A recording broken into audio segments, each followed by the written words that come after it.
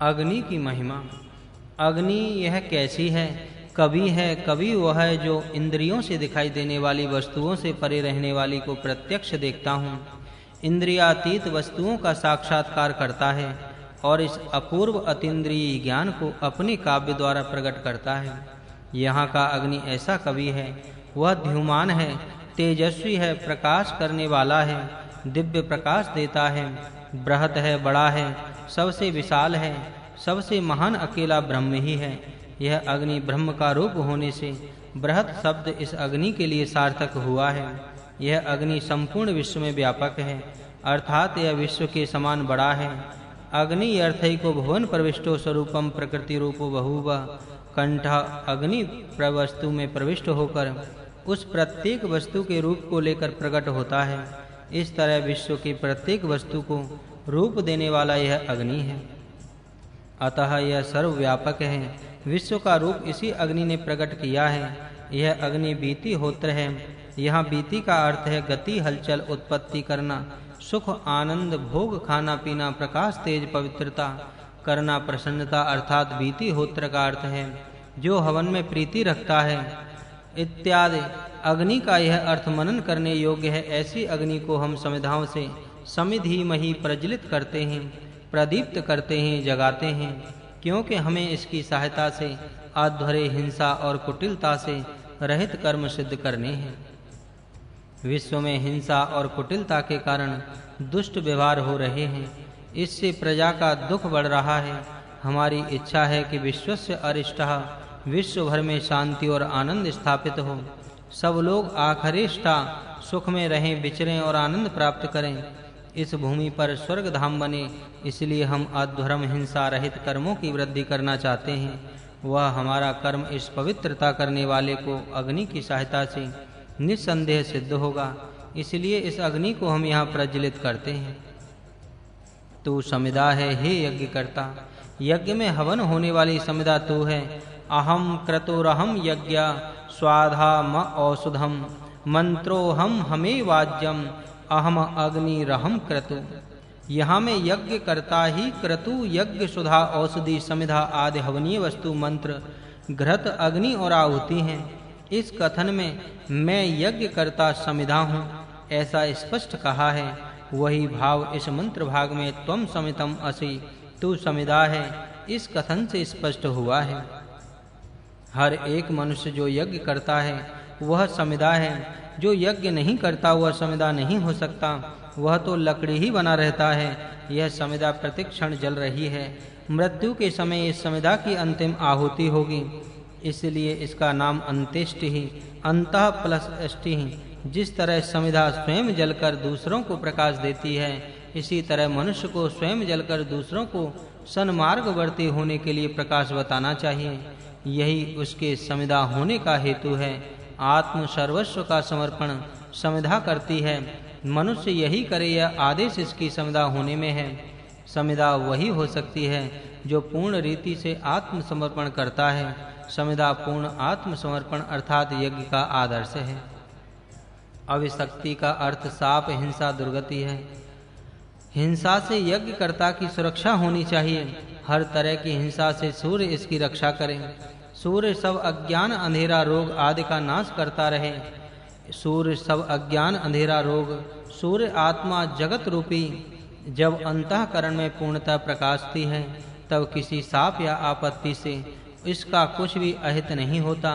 इस तरह यह सूर्य सबको आरोग्य देकर उनकी रक्षा करता है और वह आत्मा रूपी सूर्य सबकी आत्म प्रभाव से रक्षा करता है। सर्वत्र सूर्य ही विश्व का रक्षक है, इसमें संदेह नहीं है। जो अपने जीवन की समिधा बनाकर पूर्णतः आत्म यज्ञ करने के लिए सिद्ध है और जो विश्व का भला करने के लिए कटिबद्ध है, उसकी सुरक्षा तो सूर्य अवश्य ही करता है। जो सविता सूर्य सबका संरक्षक कहा गया है, उस सबके संरक्षक सूर्य के तुम बाहु बनो। तुम यज्ञ करता उसके बाहु हो ही, क्योंकि सूर्य यज्ञ प्रवर्तक है। यज्ञ उसका नाम या स्वरूप ही है। वह यज्ञ जो मानव करते हैं, उनके उसके बाहु होने में संदेह ही यह क्या है। यज्ञकर्ता के हृदय में यह विचार सदा जागृत रहना चाहिए कि हम सविता देवों के बाहु हैं। अतः हमसे ऐसा कोई कार्य नहीं होना चाहिए जो हमारे इस बाहु होने में शोभा न दे सके। गायत्री मंत्र में सविता देवी की प्रार्थना है, वही सविता इस मंत्र में है। सविता का अर्थ जिस तरह सूर्य है, उसी तरह उस शब्द का अर्थ सबका उत्पन्न करता भी है। सविता वै देवानाम और प्रवशिता, इस यज्ञ की सविता भी परमेश्वर ही है। परमेश्वर का नाम यज्ञ है। जो यज्ञ करता है वह ईश्वर का ही यज्ञ करता है और कार्य हाथों से किया जाता है, इसलिए यज्ञकर्ता को ईश्वर का हाथ यहाँ कहा गया है। यज्ञकर्ता पर कितना बड़ा उत्तरदायित्व है, यहाँ जानने योग्य बात है। जिसे का हम हाथ हैं जिसके, उसके यश के अनुकूल हो हमें कार्य करने चाहिए। इस तरह यज्ञकर्ता ईश्वर का अंग है। वसु पृथ्वी स्थानीय, रुद्र अंतरिक्ष स्थानीय और आदित्य घृत स्थानीय देव हैं।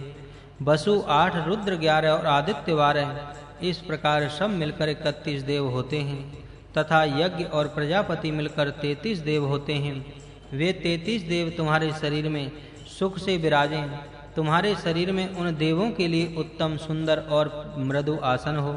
तुम्हारे द्वारा दिए गए उन चारों आसनों पर ये देव सुख से बैठें और जीवन रूप संवत्सारिक यज्ञ को उत्तम निर्विघ्नता के साथ समाप्त करें।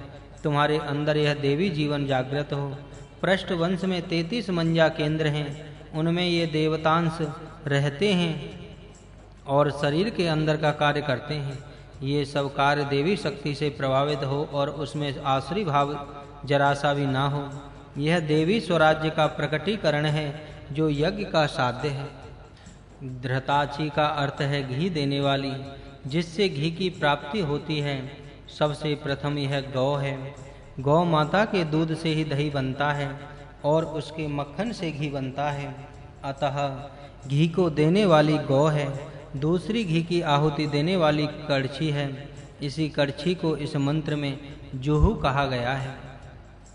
जुहू का अर्थ हुयते अनया इति, जिससे हवन की आहुतियां डाली जाती हैं। उसमें घी भरकर आहुति अग्नि में डाली जाती है। संस्कृत में उसे स्रुवा कहते हैं, इसलिए कड़छी का नाम घृताची है। घृताची अच्यतेयाम, जिससे घृत दिया जाता है। यहाँ घी देने वाले गौ पदार्थ हैं। कड़छी, गौ और चमच, इसके उपभृत, ध्रुवा, ये सब नाम प्रसिद्ध हैं। उपभृत का अर्थ है उप समीप रहकर घृत भरण पोषण करना। गौ भी मनुष्य के समीप रहती है और उसका पोषण करती है, इसलिए गौ उपभृत कहलाती है। घृत की आहुति देने वाली और घृत को परोसने वाली कड़छी भी उपघृत कहलाती है। इसका कारण यह है कि यह भी अग्नि के समीप रहकर घृत की आहुतियों से अग्नि का पोषण करती हैं। ध्रुवा और स्रुवा पद का अर्थ स्थिर है। गौ भी दोहन के समय नहीं हिलती और कड़छी स्थिरता के साथ आहुति देती है, इसलिए दोनों को स्रुवा कहते हैं। यह गौ अपनी प्रियण धामना, प्रिय धाम के साथ इदम प्रिय सदा, इस प्रिय यज्ञ स्थान में बैठे या रहे। धाम का अर्थ है स्थान, तेज, शक्ति। गौ अपने तेज और सामर्थ्य के साथ यज्ञ भूमि में रहे। इसी तरह घृताहुति देने वाली कड़छी भी अपने में तेजस्वी घृत धारण करती हुई यज्ञ स्थान में रहे। गौ के बिना यज्ञ नहीं हो सकता, इसलिए यज्ञ भूमि में गौ अवश्य ही रहना चाहिए, जिसके आज निकाले हुए दूध से दूसरे ही दिन बनाया हुआ घृत हवन के कार्य में आ सके। पुराने घी का हवन वैसा लाभकारी नहीं होता जैसा कि हेयम दीन घृत का हवन लाभकारी होता है। घी के हवन से वायु में स्थिर रोग उत्पादक विष का नाश होता है। कड़छी ज्ञान का स्वामी, इस यज्ञ का विस्तार करे। जो ज्ञानवान है वह यज्ञ भाव का प्रसार करे। अपने ज्ञान से विश्व भर में यज्ञ का भाव प्रशिष्ट करे, अर्थात जगत भर में यज्ञ होते रहें, जिनसे सबका कल्याण हो। यज्ञ में किसी तरह की हिंसा न त्रुटि रहे। यज्ञ बीच में छिन्न विच्छिन्न न हो। यज्ञ निर्विघ्न समाप्त हो। योग्य रीति से यज्ञ संपन्न बने। सब देवता इस यज्ञ में आनंदित हों। देवता अनेक हैं। अग्नि, जल, वायु, सूर्य ये सभी देवता हैं। ब्राह्मण, क्षत्रिय, वैश्य, शूद्र ये भी देवता हैं। माता, पिता, आचार्य, अदिति और अतिथि ये भी देवता हैं। इन सबकी तृप्ति यज्ञ से होती है। इनकी संतुष्टि, तृप्ति, पुष्टि तथा प्रसन्नता हो, इसलिए यज्ञ किया जाता है।